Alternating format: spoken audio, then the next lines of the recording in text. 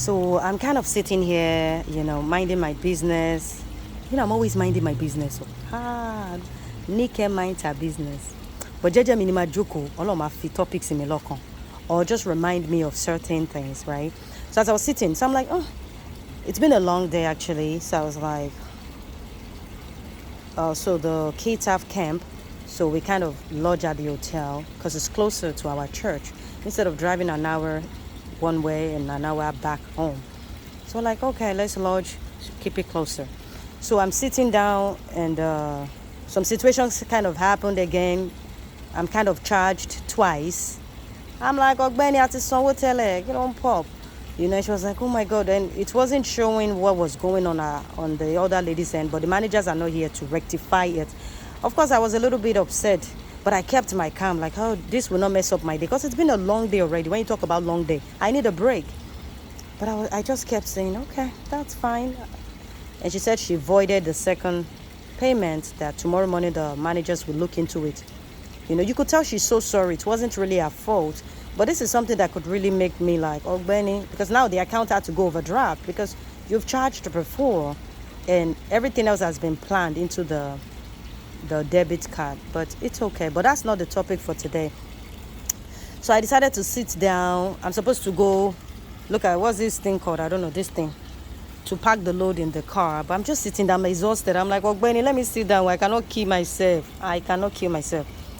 And as I'm sitting down, the what came to heart is just to encourage us to cultivate a heart of gratitude.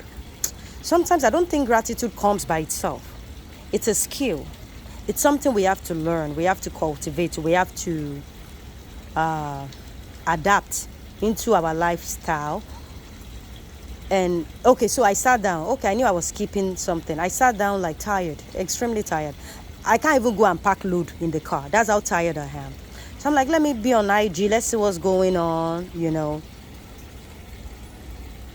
Then I was on Great Man Takit's page. I found myself on his page. I love his music. Shout out Great Man Takit. Your name is truly a symbol of who you are. Orúkọ ọ̀rọ̀ ẹ, ó ròyìn. I'm telling you. Orúkọ Ọlọ́run jẹ́ kó orúkọ ọ̀rọ̀ wá. Yes, you are truly a great man, a great singer. A great child of God. God sees you. He sees your effort. He sees what you put in day out to birth all these sounds. People might think these things are just easy to do. It takes diligence. I'm sure these people have days whereby they wake up, they don't want to do it. But they have to. It's a commitment they have to God. So one of his page was, I was reading how he was giving thanks to a person that helped him in his lowest, at his lowest.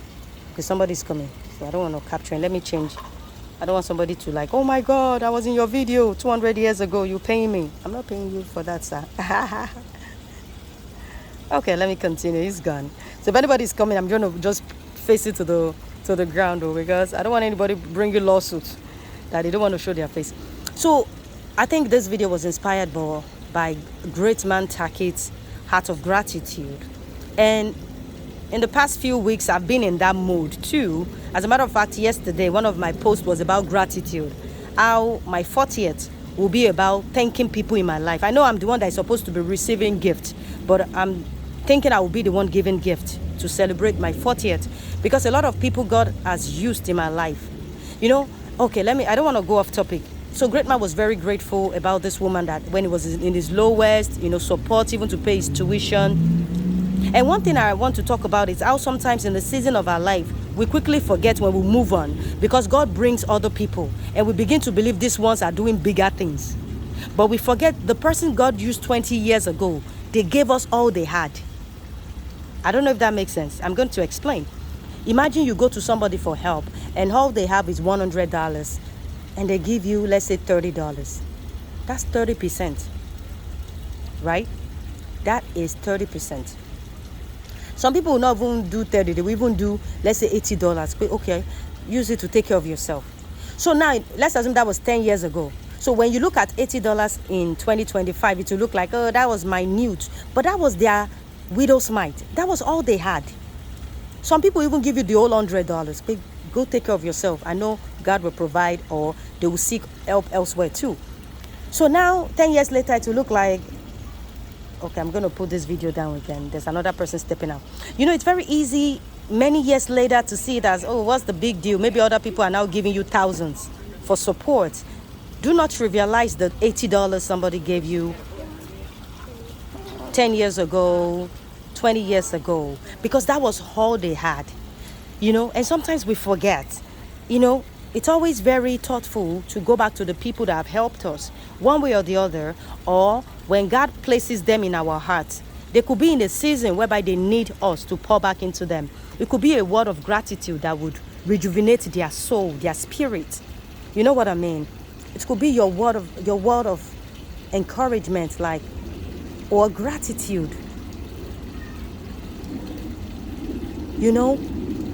Or just gratitude. Like, it's always good to look back into yesteryears. We all didn't get here by ourselves. So, like, I'm a brilliant story. Motaleno, you know, I did it all by myself. No one really did it all by themselves. It's very easy to think like that. It's very, very easy. And the very first help we received in this life is our parents. Yes. The very first people that helped us ever, in most cases, of course.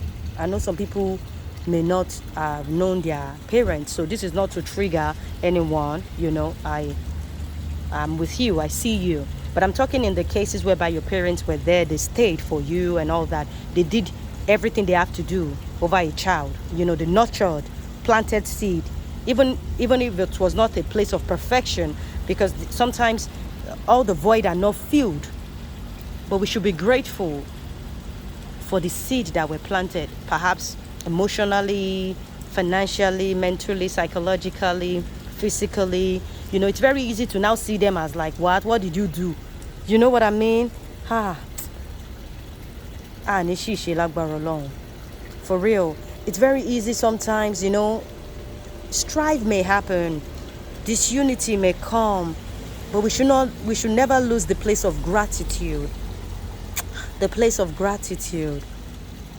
You know, even there are some people we may have fallen off with them over years, but that doesn't take the value of what they deposited in us. You know what I mean? That doesn't take that value away. Maybe you used to have a bestie, for example, and now you are no longer friends, and you think, well, Kilo she no, what did she do? What did he do? You know, some people like Kilo she think you're Sherry. The translation is like, what has he or she done that somebody else cannot do, you know? But no one else did it. They did.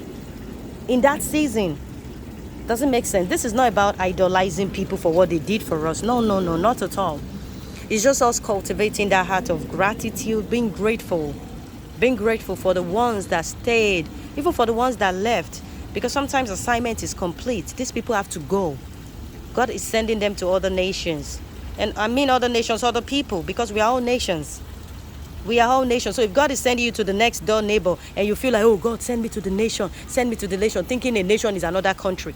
Your next door neighbor is the nation God is talking about. Your child is a nation. You are raising a nation. Your friend is a nation. Your parents too. Does it make sense? May God help us. So the topic got inspired by Great Man Tackett showing gratitude to that person, you know. And I didn't even finish reading it. But I just got inspired because I'm in a mood of gratitude too. Sometimes I forget also. I do. But I've also cultivated over the years, when I think of how far somebody has helped me, randomly I will send texts. There was a time I sent to one of my friends, Tosh. She was like, Nikki, what happened? Are you okay? I'm like, I'm not dying. I'm just grateful. I want to give you your flowers while you are here. You know, it sounded like she may feel like, oh my God, what's going on? You know, as if somebody's writing down their last. But it wasn't. I just thought deeply. You know, I just thought deeply, like, oh my God, in a season whereby she had her own situations going on. But she lended that support in the full maximum. Does it make sense? And this could come in form of a spouse too. Our spouse can be so much there for us that we'll be like, my God. You know, we can't go about being entitled because this person is my spouse, is supposed to do it. Or she's my wife, she's supposed to. We can't have this entitlement. I think entitlement sometimes makes us not see that gratitude. Like my husband, for example, I do my best to show gratitude because I'm like, I won't be entitled. So sometimes randomly I would send text. Even my dad, sometimes I would just think about how much this man has invested in us. I will just send a voice note. Sometimes you cannot be there physically. Send a voice note. As a matter of fact, I still sent a voice note to my husband today. I think I thought about everything. I'm like, oh my God, you know. So I think I was already in a gratitude mode. Then Great Man Tacket's message just encapsulated. What's that word?